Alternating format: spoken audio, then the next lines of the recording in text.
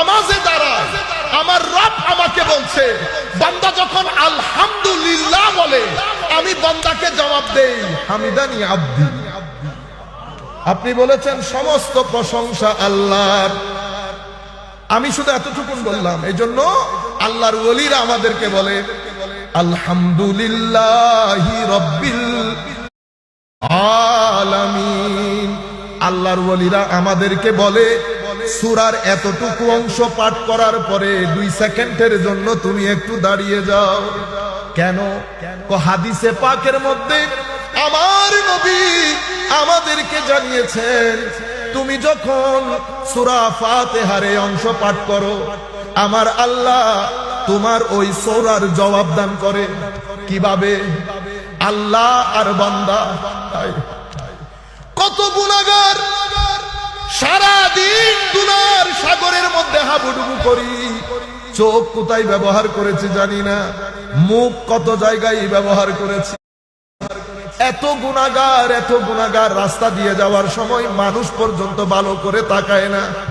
কিন্তু আপনি যখন জায়নামাজের মধ্যে দাঁড়িয়ে আল্লাহু আকবার বলে সুবহানাকা বলেছেন, আমার আল্লাহ আস্তে করে আপনার নামাজের দিকে তাকিয়ে আছে। আপনি আলহামদুলিল্লাহ বলছেন, আমার আল্লাহ বলছেন হামিদানি আব্দি, আমার বান্দা আমার প্রশংসা করেছে।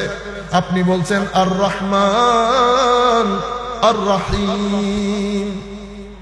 এতটুকু বলার পরে আমার আল্লাহ বলছেন আমার বান্দা আমাকে দয়ালু বলেছে, আমার বান্দা আমাকে দয়ালু বলেছে, করুণাময় বলেছে। আপনি বলছেন কিন্তু আমার আল্লাহ যখন আপনার সাথে কথা বলছেন আপনি নিজে নামাজের মধ্যে নাই। আল্লাহ পাক জানে আপনি কোথায় কোথায় ঘোরাঘুরি করতেছেন। ছাত্র যখন ক্লাসের মধ্যে শিক্ষককে প্রশ্ন করে শিক্ষকের দিকে না তাকিয়ে শিক্ষক তাকে বেয়াদব বলে, কিন্তু আমার আল্লাহ আজিম রব, দয়ালু রব, কখনো তাকান না, তবুও এসে জিজ্ঞেস করে, তবুও এসে কথা বলে, তবুও বলছে আপনাকে মালিকি ইয়াউমিদ্দিন।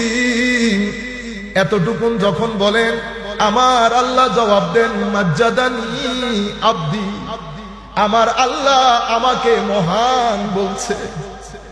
আমার আল্লাহ ধারাবাহিকভাবে আপনার সাথে কথা বলে যাচ্ছেন, আপনার প্রত্যেক সূরার আয়াতের জবাব দিচ্ছেন, কিন্তু আমি বেচারা